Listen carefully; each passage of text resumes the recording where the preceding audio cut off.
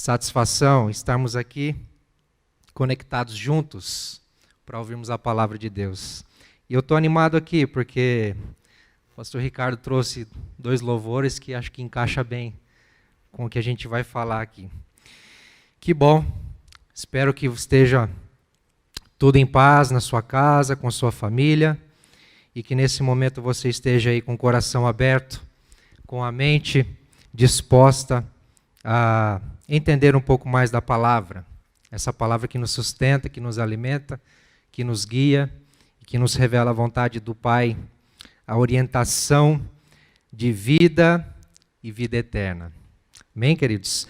Se você está aí com sua Bíblia ou com seu aplicativo e quiser me acompanhar nessa leitura, Salmos de número 33, nós vamos ler e conversar um pouco sobre Salmos de número 33.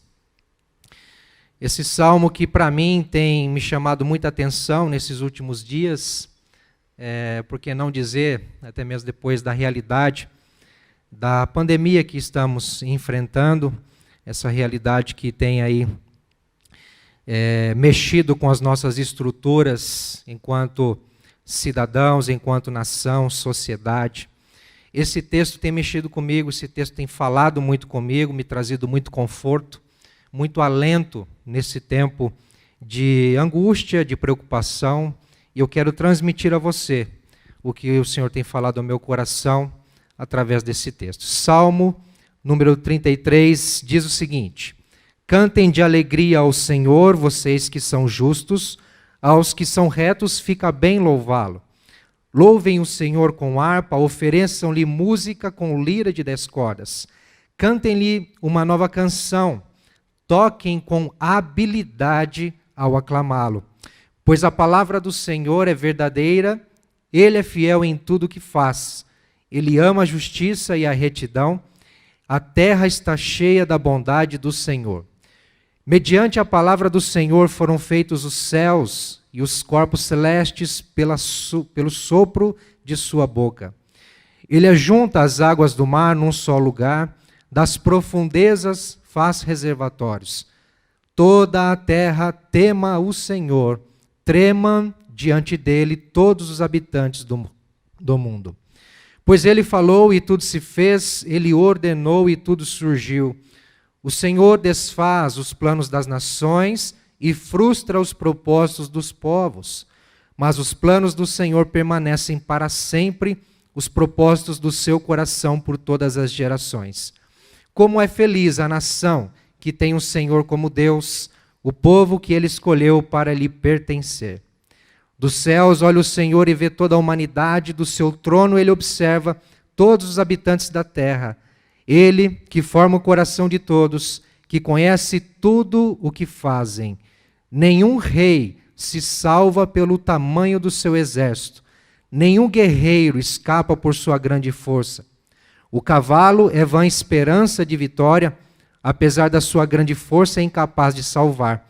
Mas o Senhor protege aqueles que o temem, aqueles que firmam a esperança no seu amor, para livrá-los da morte e garantir-lhes vida, mesmo em tempos de fome. Nossa esperança está no Senhor.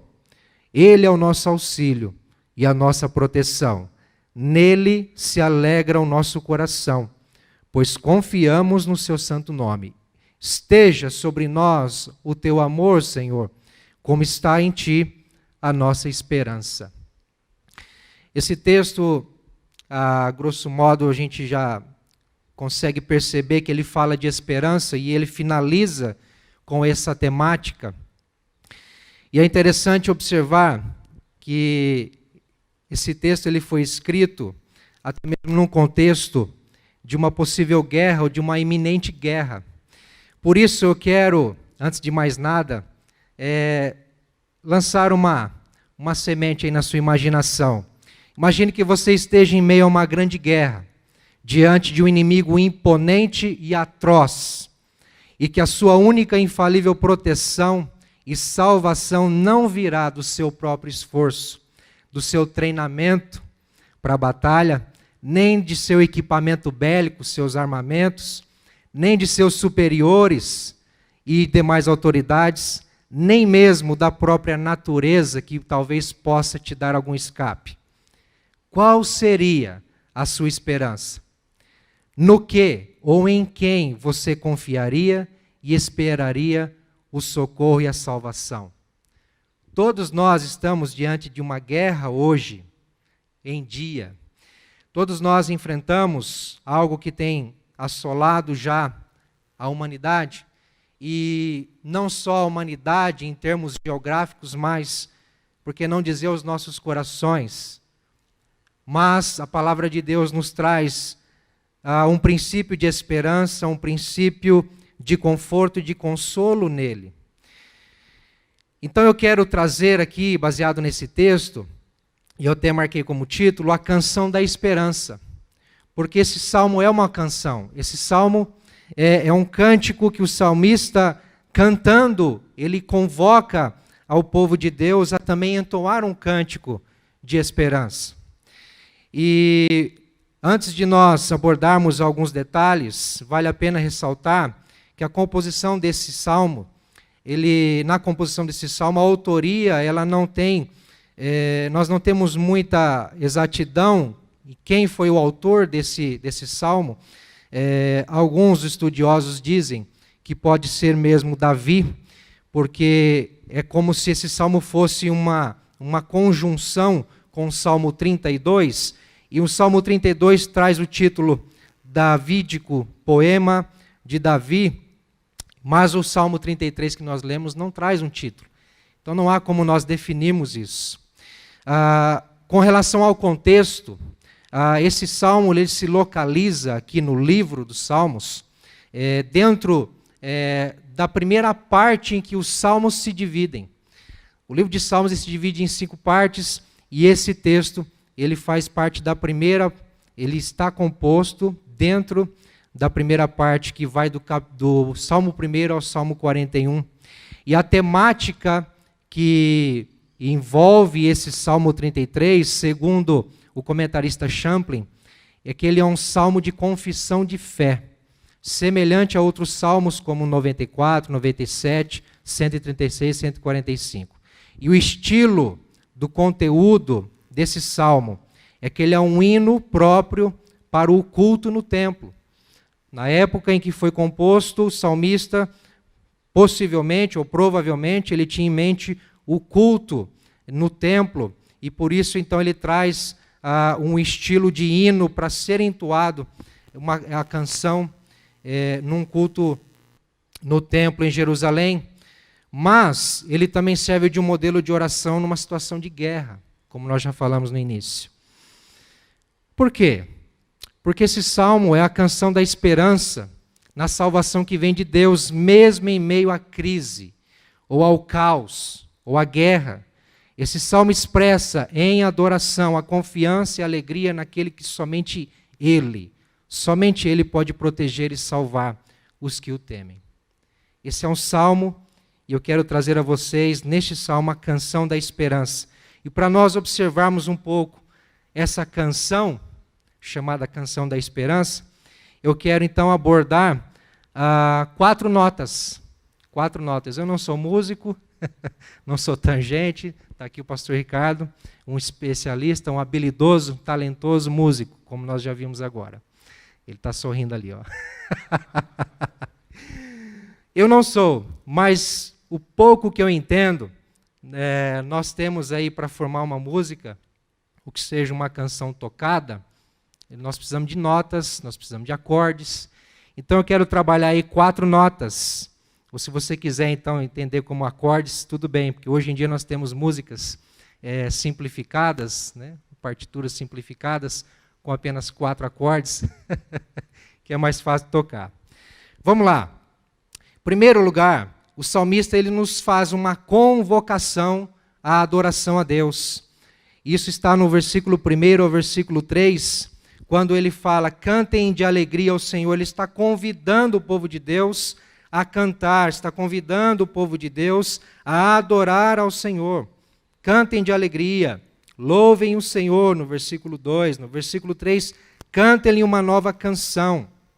Há um chamado de Deus para nós, em meio à crise, em meio aos percalços da vida, em meio aos dilemas da vida, em meio às crises, nós louvarmos ao Senhor, voltarmos a cantar a Ele.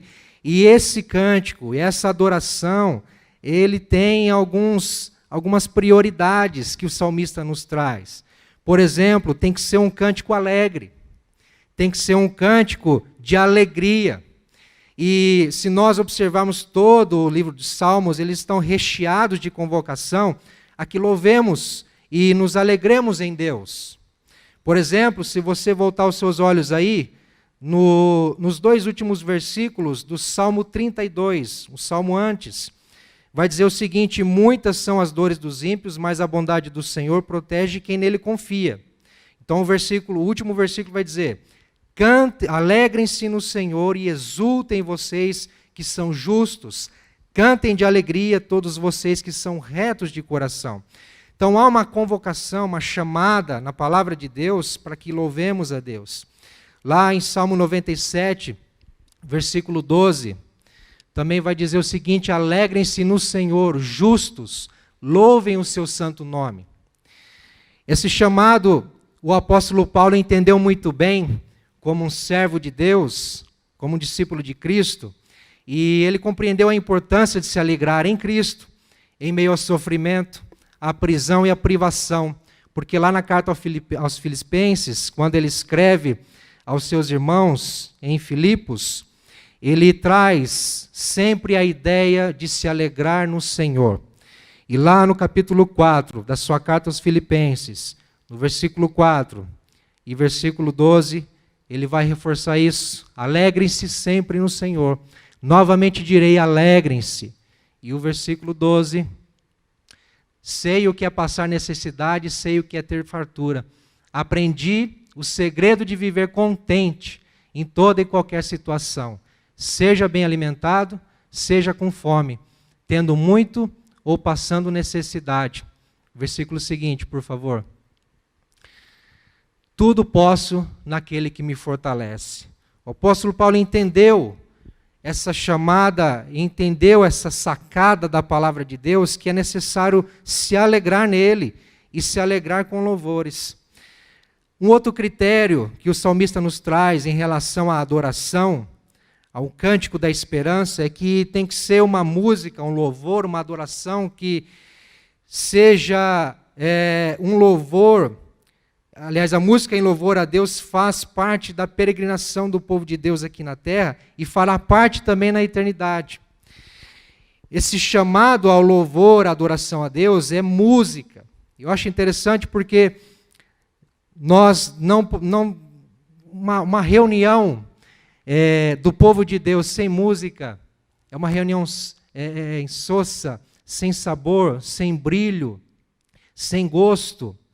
Porque a música, ela nos envolve, a música, ela abre nosso coração, a música nos projeta até a presença de Deus e facilita, por que não dizer assim, para que a palavra de Deus ressoe em nossos corações.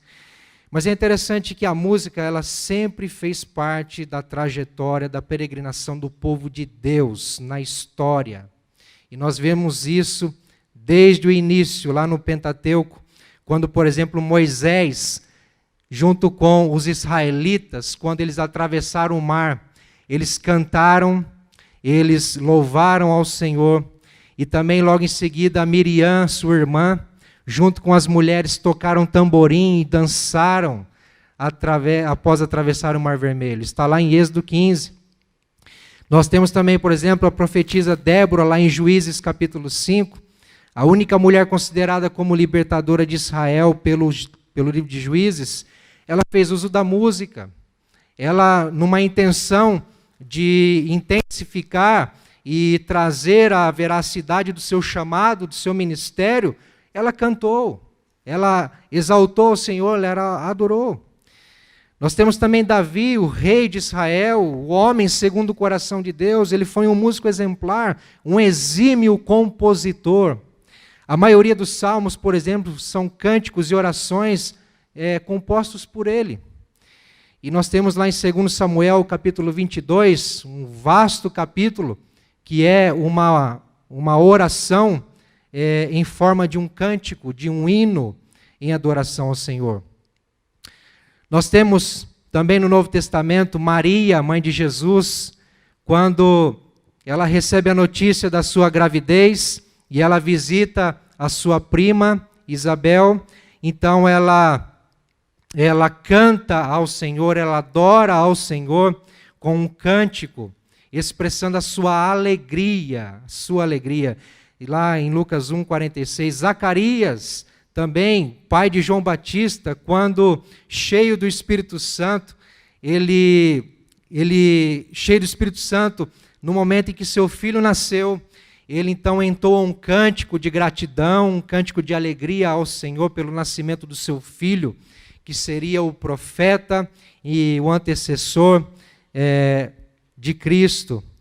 Nós temos aí, por exemplo, em Lucas 2,13, uma multidão angelical que apareceu louvando a Deus quando pastores foram avisados do nascimento de Jesus. Uma miríade de anjos louvando e cantando ao Senhor pela chegada do Messias, do Cristo.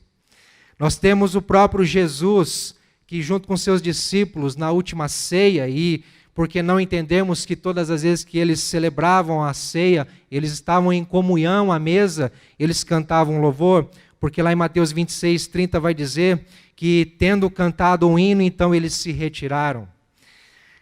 Em Atos 2,47, eu acho interessante esse texto, quero que você acompanhe, por favor, diz o seguinte, que os discípulos, os cristãos, os primeiros cristãos, eles louvavam a Deus e tinham simpatia de todo o povo. E o Senhor lhes acrescentava todos os dias os que iam sendo salvos.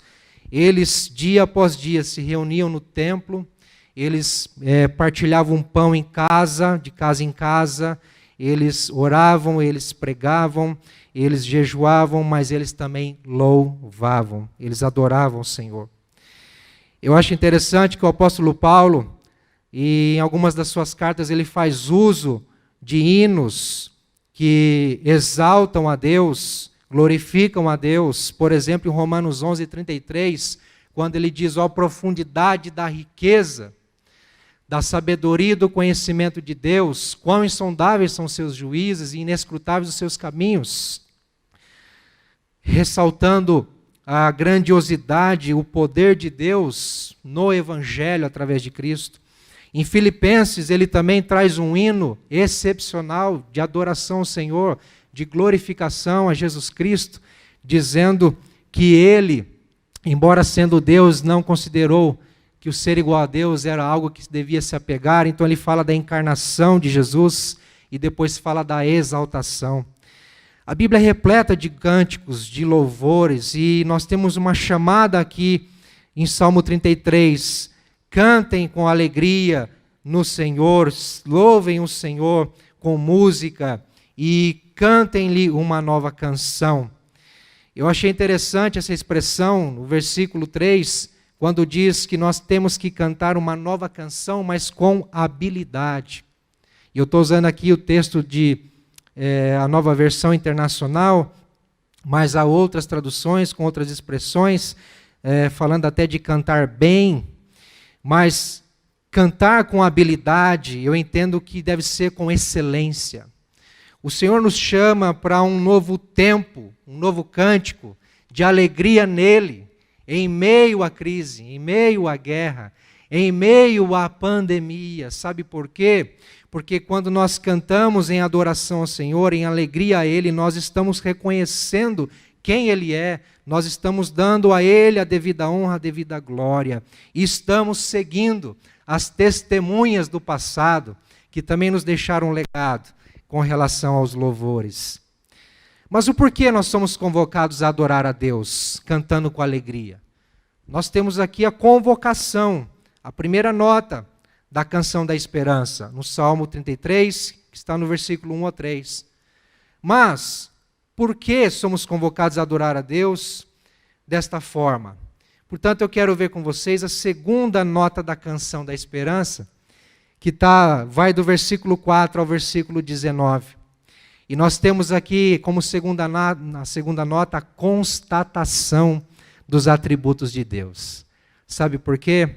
Porque o salmista aqui, quando ele nos faz a convocação para o louvor, ele nos dá a razão para isso. E a razão é que o Senhor Deus, Ele é grande, poderoso, Ele é maravilhoso, e nós temos que observar, crer e nos entregar aos atributos dele. Olha o que ele vai dizer sobre o caráter de Deus no versículo 4, no versículo 5. Pois a palavra do Senhor é verdadeira, Ele é fiel em tudo que faz, Ele ama a justiça e a retidão. A terra está cheia da bondade de Deus, da bondade do Senhor.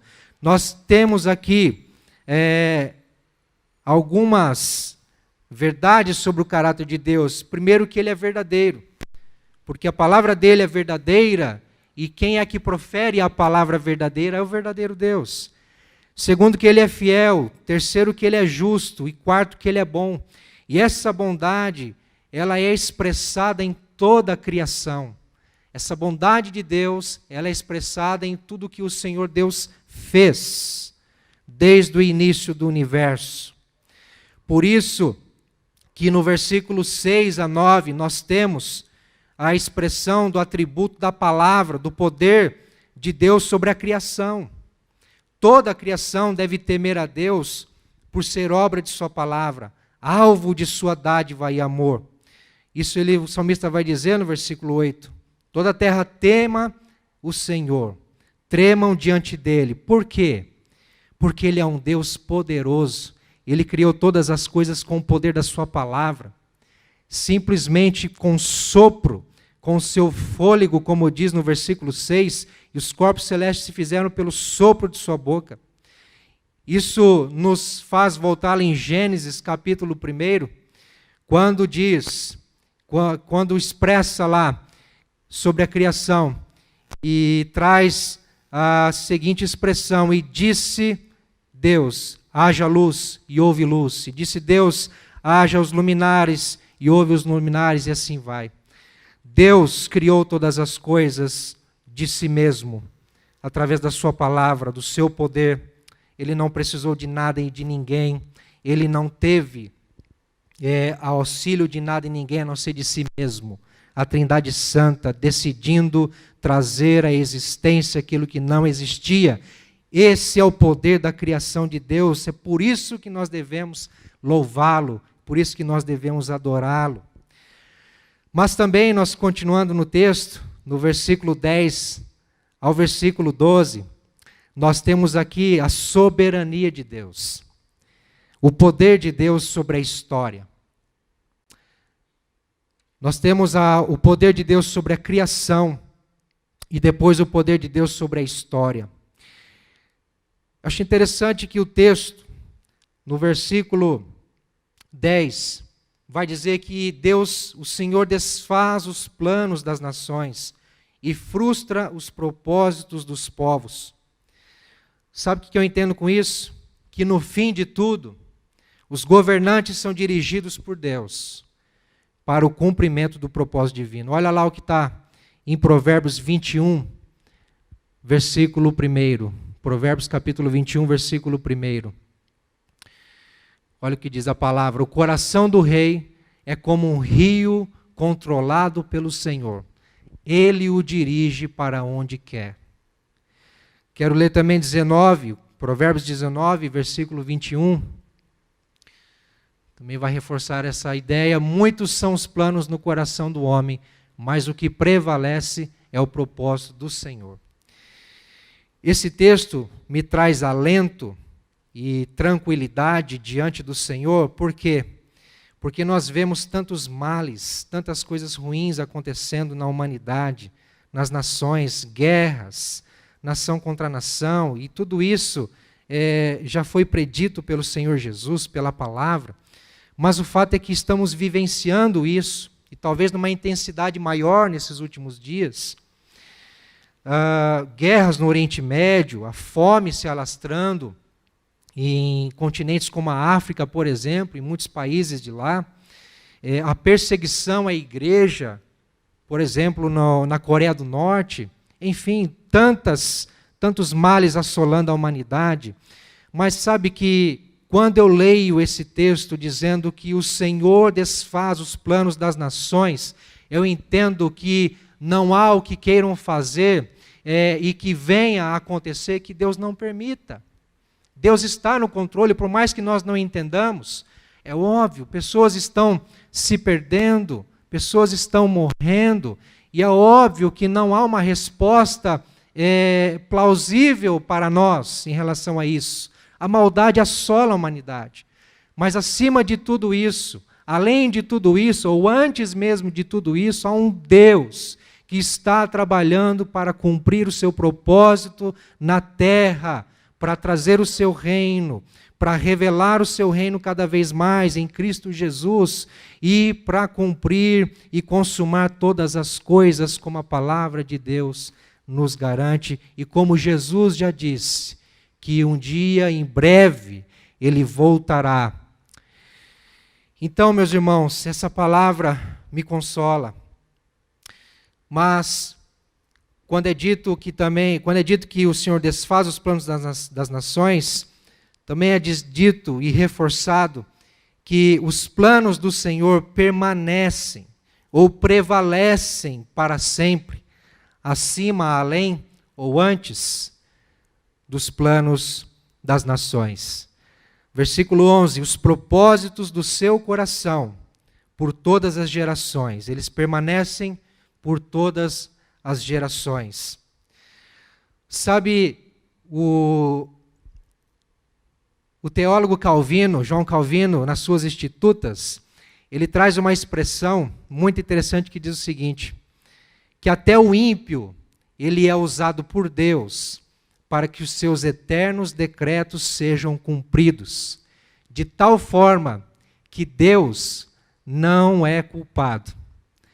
Olha só que interessante, isso é muito controverso na academia teológica, para muitos estudiosos e diversos pensamentos teológicos, mas Calvino está enfatizando o seguinte, que todo o universo, toda a criação, todas as nações, todo ser humano, tudo o que existe, tudo o que há, está debaixo do plano, do propósito de Deus. Nada foge do seu alcance, nada foge da sua vontade, e somente Ele sabe o que há de acontecer. E é por isso que o salmista vai dizer, lá no versículo 13 em diante, que dos céus olha o Senhor e vê toda a humanidade, do seu trono Ele observa todos os habitantes.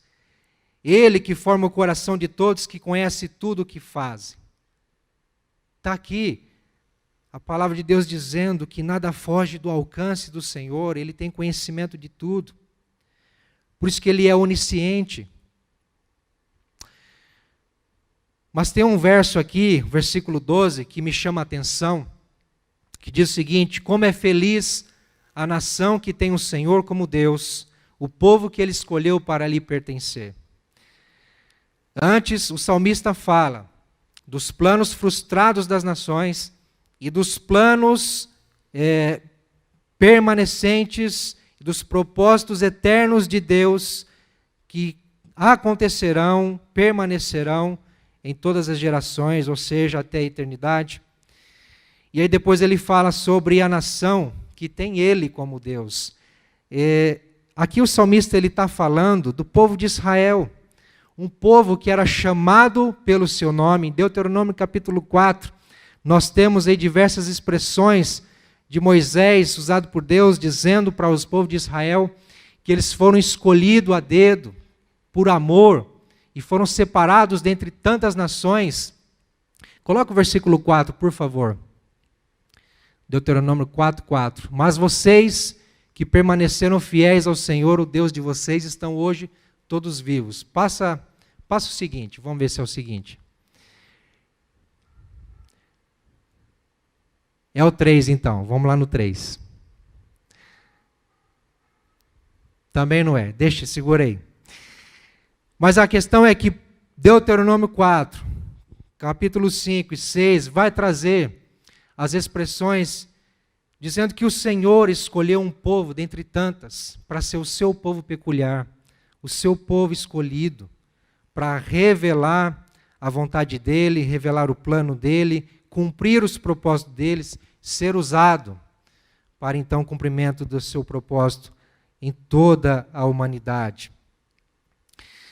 E quando nós lemos esse versículo 12, e nós nos apropriamos de certa forma, dizendo que a nação brasileira é uma nação segundo o Senhor, é uma nação que tem o Senhor Deus como o Deus desta nação.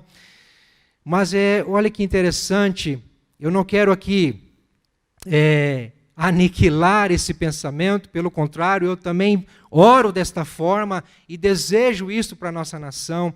Mas o salmista, quando ele traz essa expressão, lá no Novo Testamento, na primeira carta de Pedro, o apóstolo Pedro vai dizer e vai falar do cumprimento desta profecia, o cumprimento dessa palavra na vida da igreja.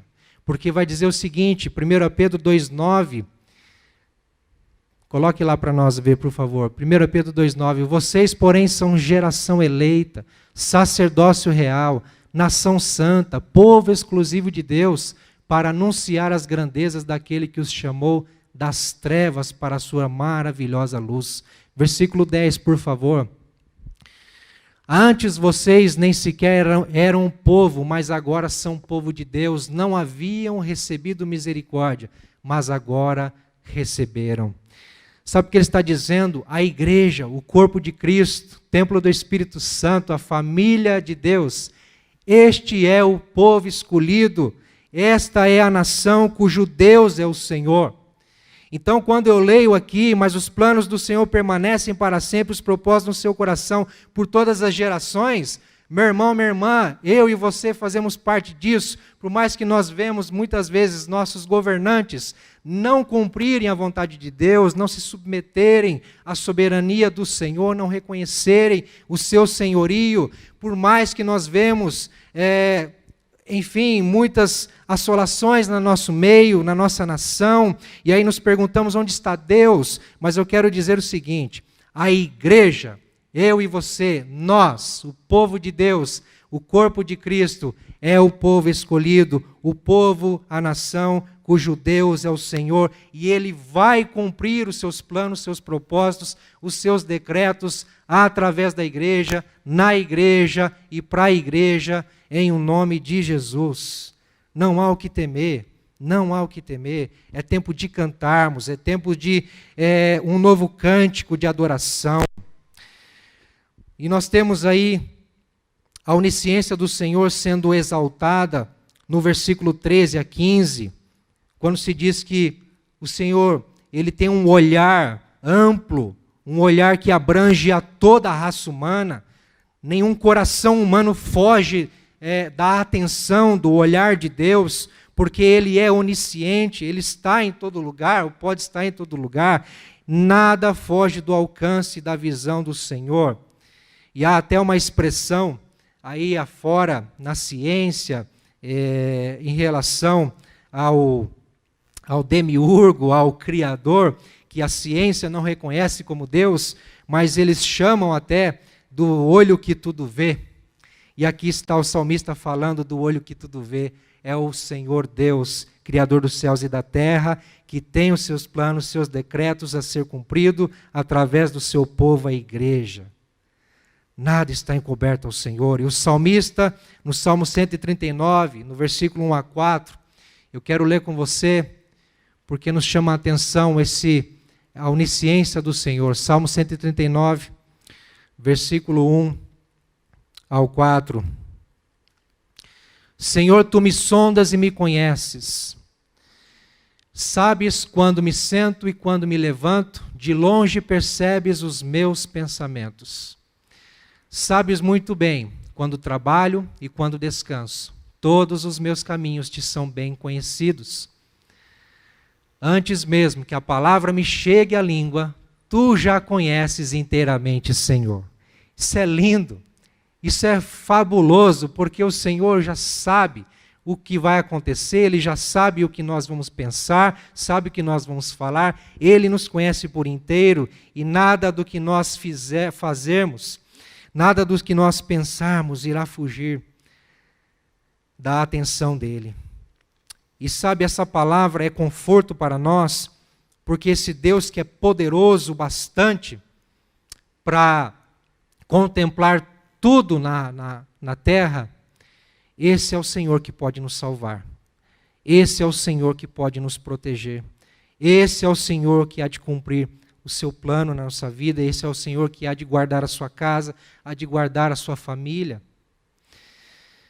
Mas nós temos também no versículo 16 a 19, para fechar esse bloco da segunda nota da canção da esperança, que é a constatação dos atributos de Deus, nós temos no verso 16 a 19, o salmista exaltando a onipotência de Deus, ou seja, o seu poder sobre todas as circunstâncias.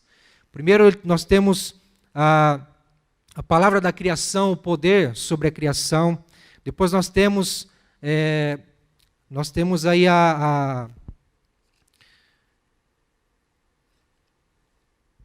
nós temos a onisciência, que é o conhecimento de Deus sobre todas as pessoas, e agora nós temos o poder de Deus sobre todas as circunstâncias.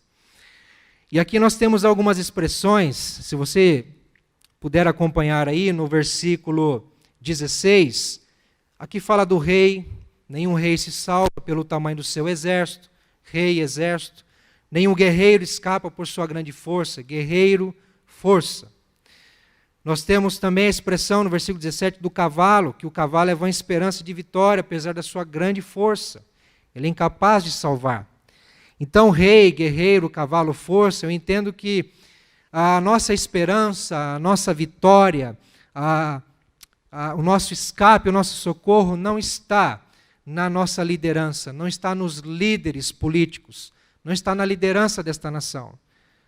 A nossa salvação, a nossa segurança, a nossa esperança não está nas estratégias da liderança, da política, dos governos.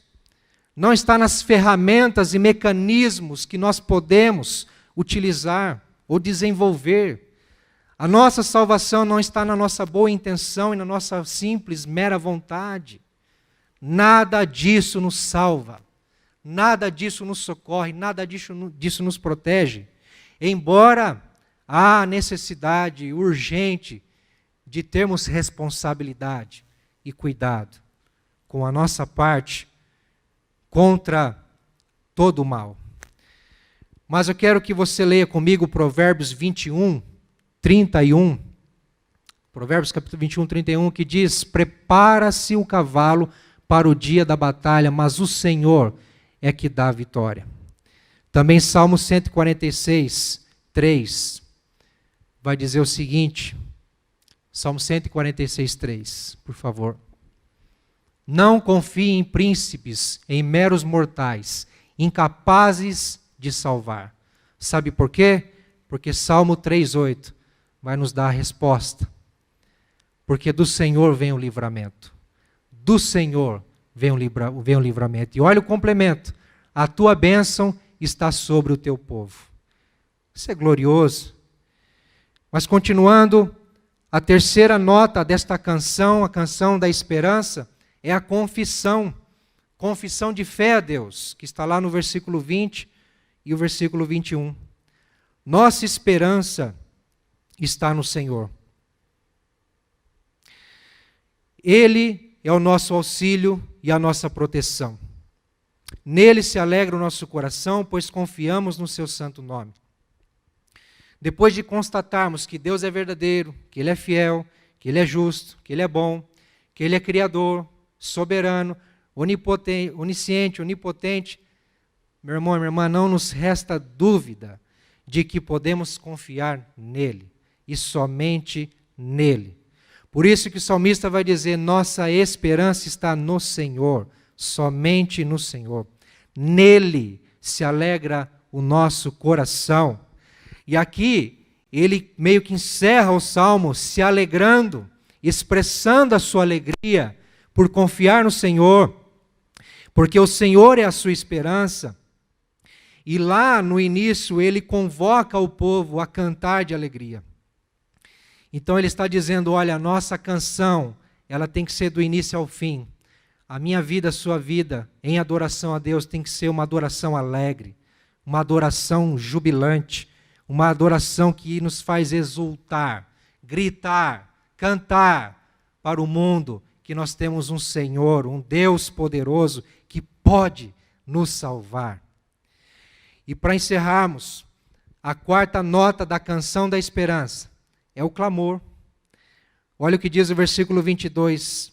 Esteja sobre nós o teu amor, Senhor, como está em ti a nossa esperança. Esteja sobre nós o teu amor. Aqui nós temos a súplica pelo favor, pela bondade, pela misericórdia permanente de Deus. Senhor, não afastes de mim, Senhor, o teu amor. Esse é o clamor do salmista. Senhor, me faz estar debaixo das tuas asas todos os dias, permanentemente. Há um salmo também, se não me engano, 63, que o salmista vai dizer, Davi vai dizer, que o amor do Senhor é melhor do que a vida.